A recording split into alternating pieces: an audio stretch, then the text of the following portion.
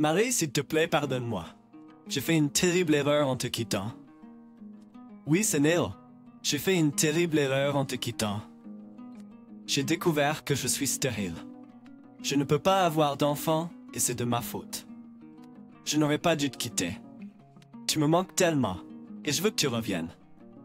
De quoi parles-tu, Léo? Je sais que je t'ai blessé, mais je ne t'ai jamais cessé de t'aimer. S'il te plaît, donne-moi une chance de réparer les choses.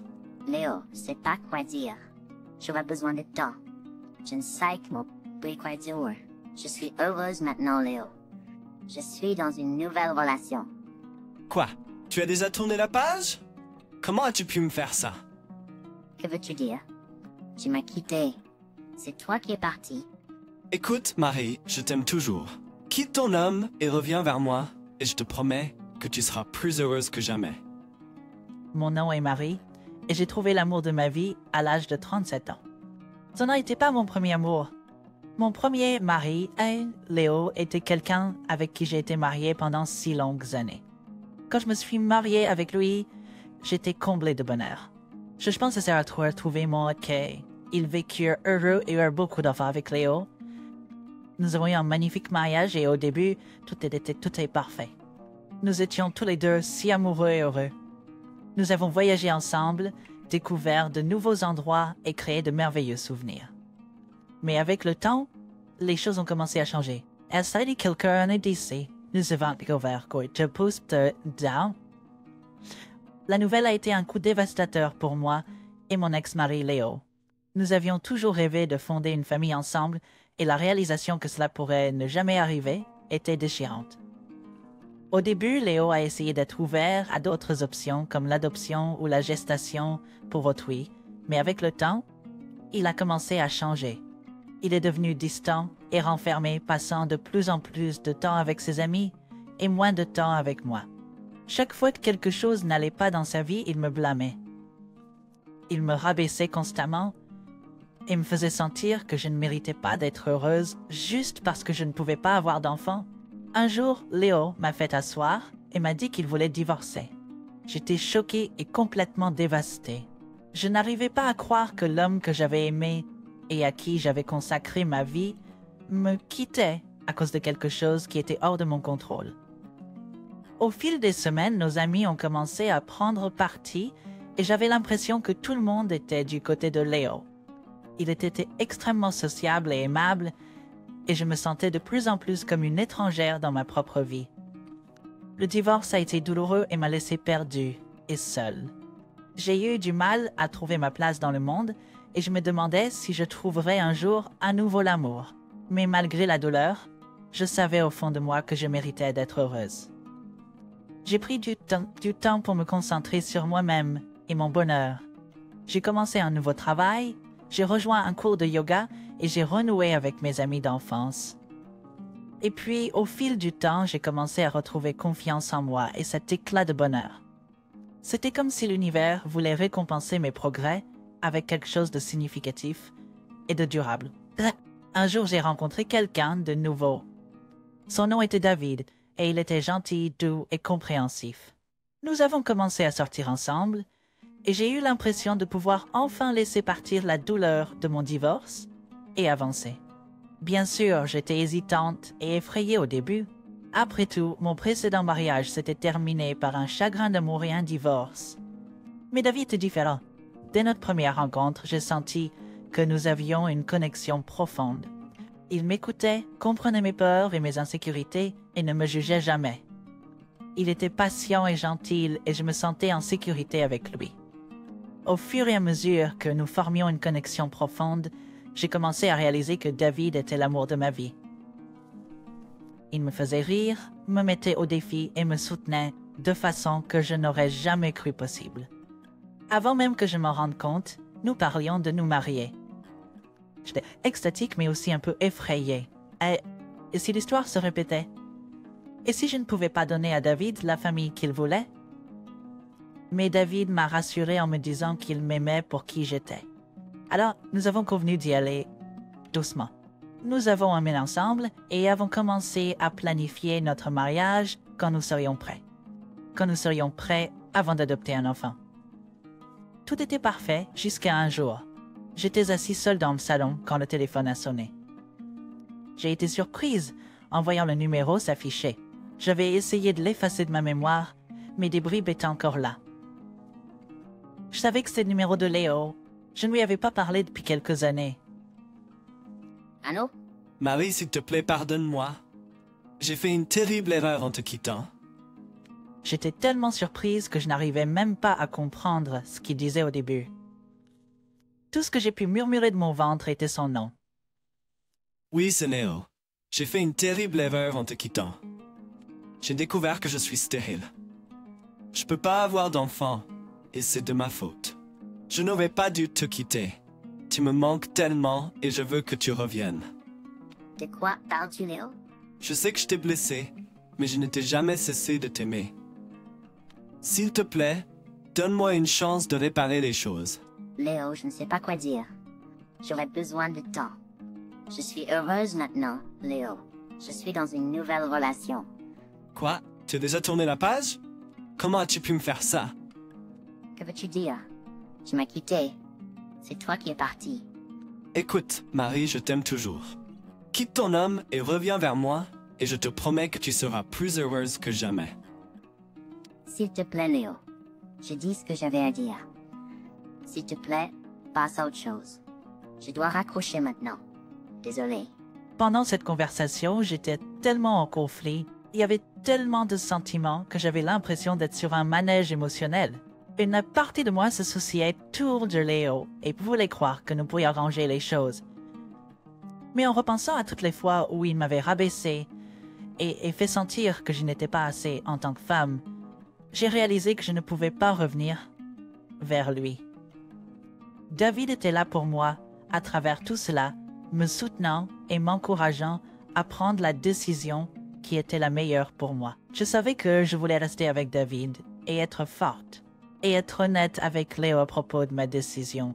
Malgré le tourbillon émotionnel, je pense avoir géré la conversation aussi bien que possible. La réaction de Léo à ma décision de passer à autre chose dans ma vie était dévastatrice. On aurait dit qu'il avait toujours espéré que nous pourrions nous réconcilier et recommencer à zéro. Mais j'avais pris ma décision. Je ne pouvais pas retourner à une vie où je me sentais constamment sur des œufs, essayant de plaire à quelqu'un qui ne me valorisait pas pour qui j'étais. Malgré ma ferme résolution, il y avait des moments où je ressentais une pointe de culpabilité pour avoir blessé Léo. Il a essayé de me contacter plusieurs fois, mais je savais que c'était mieux pour nous deux si nous gardions nos distances.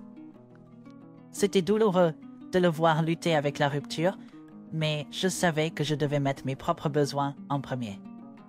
Malgré mes meilleurs efforts pour l'éviter, nous nous croisions encore parfois en ville. Après notre divorce, il a déménagé dans une autre ville, c'est pourquoi je ne l'ai jamais croisé avant. Mais maintenant que je le voyais si souvent, je soupçonnais qu'il était peut-être revenu. À chaque fois, je pouvais voir la douleur et la dévastation dans ses yeux, mais tout était trop tard. J'avais tourné la page et trouvé le bonheur avec quelqu'un d'autre. Un jour, alors que j'étais seule à la maison, j'ai entendu la sonnette. Pour une raison quelconque, j'ai immédiatement été alertée, comme si mon intuition essayait de me dire quelque chose. Malgré ces sentiments, je suis quand même allée ouvrir la porte. Et à ma grande surprise, c'était Léo qui se tenait devant moi. En le voyant de si près pour la première fois depuis tant d'années, je ne pouvais m'empêcher de remarquer à quel point il avait changé. Ses cheveux noirs épais étaient maintenant clairsemés et grisonnants aux tempes, et il avait pris quelques kilos en trop. Je n'arrivais pas à croire que quelqu'un puisse changer autant en seulement quelques années, alors que j'avais l'air plus vivante que jamais. On aurait dit que notre divorce ne lui avait pas réussi.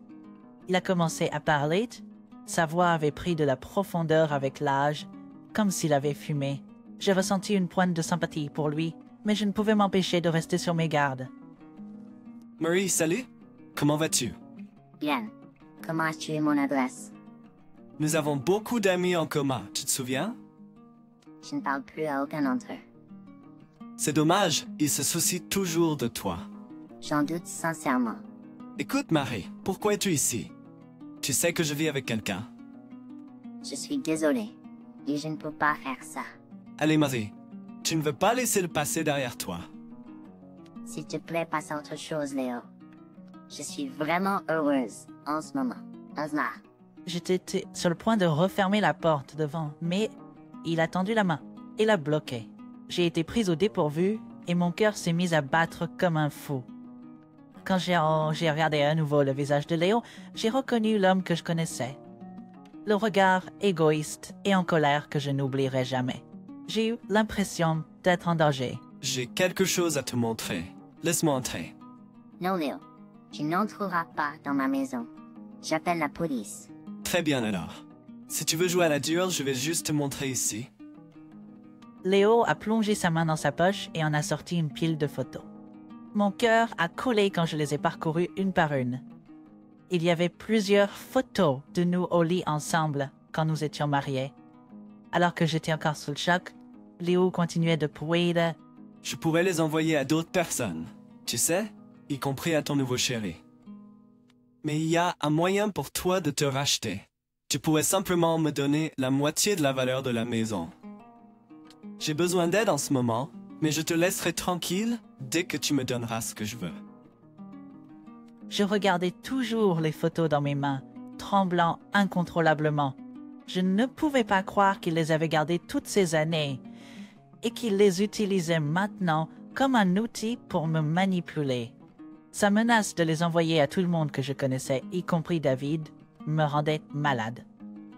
Je ne pouvais pas imaginer l'embarras et la honte qui viendrait avec l'exposition de ces moments intimes au monde entier. Comme si cela ne suffisait pas, la demande de Léo pour la moitié de la valeur de notre ancienne maison était cruelle. C'était une tentative flagrante de profiter de moi et de la situation. Je savais que je ne pouvais pas céder à ces demandes, mais je ne pouvais pas non plus risquer que ces photos soient divulguées.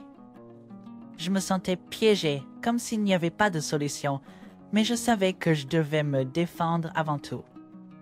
Je ne ferai pas ça, Léo. J'ai possédé cette maison avant même que nous soyons ensemble, et elle m'appartenait légitimement. Fais attention à tes décisions, Marie. Veux-tu vraiment que le monde voie ces photos? Je ne peux pas te donner l'argent. C'est tout. Et je ne te donnerai jamais ce que tu veux. Et je ne te laisserai pas tranquille tant que tu ne le feras pas. Après cela, Léo s'est retourné et est parti, me laissant incrédule. Je n'arrivais pas à comprendre que l'homme que j'avais autrefois aimé se tenait devant ma porte pour me faire chanter après m'avoir laissé quand j'avais le plus besoin de lui. Léo n'était pas seulement un partenaire terrible, c'était un être humain terrible. Et il était grand temps que je le voie tel qu'il était vraiment. Après ma rencontre avec Léo, je me sentais vraiment secouée et vulnérable. La pensée que ces photos soient exposées était constamment dans mon esprit et je ne pouvais pas me débarrasser de ce sentiment de terreur qui s'était installé en moi. Juste quand je pensais que les choses ne pouvaient pas empirer, le lendemain, j'ai reçu un appel du centre d'adoption où nos profils, à David et moi, étaient en cours d'examen.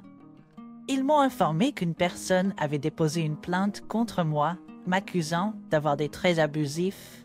En conséquence, ils ont dû mettre mon profil en attente et je n'étais pas autorisée à prendre de nouveaux entretiens d'adoption jusqu'à ce que l'enquête soit terminée. Mon cœur a sombré en entendant la nouvelle. J'avais consacré ma vie à la personne la plus aimante possible, malgré toute la douleur que Léo m'avait causée dans le passé. Et donc, être accusé d'abus était incompréhensible. Je savais que Léo était derrière tout ça et qu'il avait trouvé un moyen de rendre ma vie encore plus difficile qu'elle ne l'était déjà. Juste quand je pensais qu'il n'y avait pas de solution, j'ai trouvé de l'espoir en David. Quand il a appris ce qui s'était passé, il était furieux. Il était un avocat bien formé, donc il était déterminé à m'aider à poursuivre Léo en justice. Je n'ai même pas peur des photos que Léo avait de moi. Il les a simplement jetées à la poubelle. C'était vraiment difficile pour moi de lui raconter tous les détails, mais il était là pour moi à travers tout ça. Grâce à lui, j'ai pu rester forte pour ce qui allait suivre. Les quelques jours qui ont suivi, Léo n'a cessé de m'envoyer des messages exigeant que je lui donne ce qu'il voulait. Il a menacé de publier les photos en ligne si je refusais à nouveau et est même allé jusqu'à m'insulter et me rabaisser. Pendant un moment, j'ai senti que je cédais. La peur que ces photos soient exposées était trop lourde à porter. Mais alors, avec David à mes côtés, je suis resté calme et j'ai réfléchi sérieusement à la situation. J'ai réalisé que Léo ne suppliait que pour être de retour avec moi, parce qu'il était fauché et avait besoin de quelqu'un pour le soutenir financièrement. Il ne se souciait pas de moi ou de notre passé ensemble. Il se souciait seulement de ce qu'il pouvait obtenir de moi. J'ai pris une profonde respiration et j'ai rassemblé tout le courage qu'il me restait. J'ai répondu à Léo en lui disant que je ne lui donnerais rien et que s'il continuait à me harceler, j'impliquerais les autorités. J'ai également mentionné combien un procès lui coûterait s'il le publiait en ligne. Ils auraient des preuves concrètes que mes accusations étaient justes et ils perdraient le procès. Comme je l'avais pensé, il s'est éloigné pendant quelques jours. Puis, avec l'aide de David, j'ai décidé de poursuivre Léo pour harcèlement et chantage. J'avais gardé tous les messages que Léo m'avait envoyés quand nous étions mariés, prouvant qu'il était extrêmement verbalement abusif. C'était difficile de les relire, de revivre la douleur et la souffrance que j'avais endurées. Mais je savais qu'ils seraient cruciaux dans le procès contre lui. David m'a aidé à engager un excellent avocat matrimonial et à déposer une plainte contre lui pour obtenir justice pour tous les torts qu'il m'avait causés. Le procès a été long et épuisant, mais finalement, la justice a été rendue avec toutes les preuves contre lui. Léo a été contraint de payer une somme importante ou de faire face aux conséquences en prison. Les photos qu'il avait de moi ont été rapidement confisquées et je n'ai plus jamais eu à les voir. Les vraies couleurs de Léo ont été exposées devant tous nos amis et notre famille. Beaucoup d'anciens amis se sont excusés auprès de moi pour avoir pris le parti de Léo auparavant. C'était agréable de renouer avec certains d'entre eux, mais je suis resté à distance néanmoins. Je voulais consacrer plus de temps et d'énergie à ma petite famille. Et, avec mon nom blanchi, David et moi avons adopté ensemble un enfant adorable. Nous avions prévu un mariage magnifique et une vie heureuse et harmonieuse pour toujours. C'est la vie dont j'avais toujours rêvé, avec l'homme qui est presque trop beau pour être vrai. J'aime ma vie en ce moment et je suis impatiente de découvrir toutes les merveilleuses choses que l'avenir nous réserve.